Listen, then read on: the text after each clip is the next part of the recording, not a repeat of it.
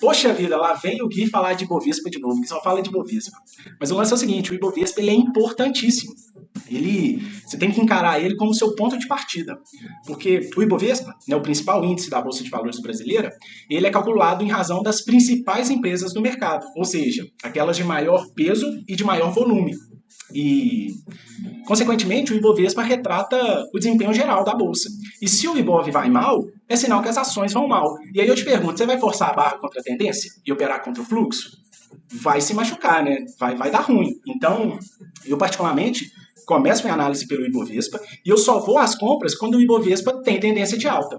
Quando ele tem tendência de baixa, eu prefiro ficar de fora. Qual que é a tendência do Ibovespa? É tendência de alta ou de baixa? Primeira coisa, a teoria de Down, é o zigue-zague do mercado. Nada sobe para sempre e nada cai para sempre. Numa tendência de alta, o preço forma topos e fundos cada vez mais altos. E ao contrário, né, numa tendência de baixa, o preço forma topos e fundos cada vez mais baixos. Então olha que legal, o Ibov ele tinha tendência de alta. Olha o que o preço está formando. O preço vinha formando topos e fundos para cima, né? E além disso, respeitava uma espécie de canal de alta. Então toda vez que o preço tocava a base do canal, ele voltava a subir, né? E ao mesmo tempo, toda vez que o preço tocava o topo do canal, ele perdia força e escorregava, tá? Então tá aí uma clara tendência de alta. E aí, qual que é o outro indicador que a gente usa para confirmar a tendência? São as médias móveis, né? Como eu disse. As médias móveis são essas três linhas aí no gráfico. Eu tenho a média móvel de 17, que é a de curto prazo. Eu tenho a média móvel de 72, que é a de médio prazo. E eu tenho a média móvel de 200, que é a de longo prazo. O que é isso, 200? É a média móvel dos últimos 200 dias. E a média móvel de 17? É a média do preço de fechamento dos últimos 17 dias, tá?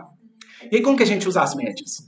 Basicamente é o seguinte, quando o preço está acima das médias e as médias estão cruzadas para cima, a gente tem tendência de alta, que foi justamente o que aconteceu ao longo dessa subida, né? Olha que legal.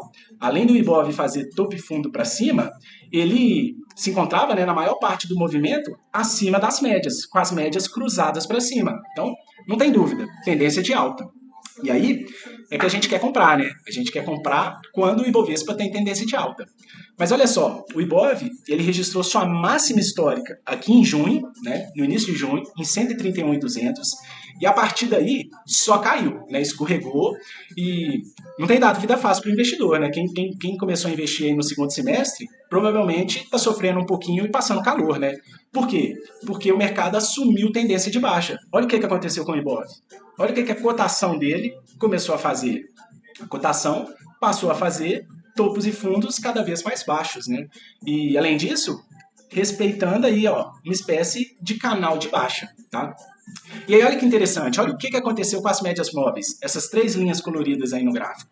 Antes, elas estavam apontadas para cima e o preço estava acima delas, né? Só que durante essa queda, né, quando o preço passou a formar topos e fundos para baixo, olha o que aconteceu com as médias móveis. Elas cruzaram para baixo, né? E o preço passou a trabalhar abaixo das médias. Olha que interessante aqui, ó.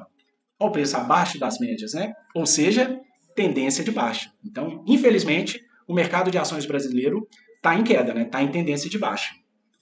E aí, o que eu faço, né, nesse tipo de situação? Eu não faço nada, tá, galera? Eu não compro o mercado em tendência de baixa. Poxa, eu não estou apostando na alta? Eu não quero fazer lucro? Comprar um determinado preço e depois vender mais caro? Poxa, a tendência é a melhor amiga do investidor, né? E eu quero operar a favor dela. Então eu só vou às compras quando o mercado retomar a tendência de alta. E quando ele retoma a tendência de alta? Poxa, acho que vocês já sabem, né? Quando ele voltar a fazer topo e fundo para cima e quando o preço superar a região de médias, tá? E aí, então, quando isso acontece? Nesse momento aqui, ó. Então, o preço vem fazendo topos e fundos para baixo. E aí, o que eu quero ver para eu poder ir às compras? Eu quero ver uma leve queda, o preço precisa marcar um fundo mais alto do que o anterior, e então, na sequência, superar esse topo deixado aqui nessa região da linha verde, ó. Então, ó, eita, foi amarelo, ó, da linha verde. Então, o que é isso aqui, olha? É o preço falando assim pra gente, opa, vou parar de fazer topo e fundo para baixo e vou começar a fazer topo e fundo para cima. Então, eu preciso ver esse pivô de reversão para alta e eu preciso ver também o preço superando a região de médias. Então, ele tem que voltar a trabalhar acima das médias, né? E ele tem que superar também esse topo do canal de baixa, porque a gente sabe que aqui, ó, o preço costuma perder força, né? Então, ele pode muito bem bater aqui e voltar a cair. Então, a confirmação, né, da retomada de alta está na formação do pivô de reversão, está na superação da região de médias, né, preço acima das médias e preço acima do topo do canal de baixa, tá? E aí, então você passa a ter o caminho livre de barreiras. E é isso que a gente quer, né? Essa é a nossa torcida, para a gente poder voltar para as compras com tudo, né? Pisar no acelerador. E aí, olha que legal. Se o Ibovespa romper nessa região aqui de 118 mil, que é região de média móvel de 17 e de 200, olha lá, as duas médias passando aqui, né? Se ele superar essa região, ele confirma repique de alta. E ele então pode buscar a região da média móvel de 72 e o topo do canal de baixa lá em 120,800. E até então, não tem tendência de alta, né? É só um repique de alta, porque nada cai para sempre. Então é aquele famoso zigue-zague. Mas, se feito isso, né, depois disso, se ele escorregar um pouquinho e superar 120,800, ele então confirma a retomada de alta, e aí ele vai abrir caminho aqui para a região de 123,800, que foi um topo anterior, resistência, né? E superando essa barreira, quem sabe 126.500 e 129.600, que também são topos anteriores, né? O preço teve dificuldade para superar essa barreira e por isso é uma resistência. Então, quando a gente compra, a gente tenta fazer lucro antes da resistência, porque vai que o preço perde força e volta. Aí dançamos, né? Então, esse é o cenário ideal. Tem que superar 120.800 e aí abre caminho para os topos anteriores, né?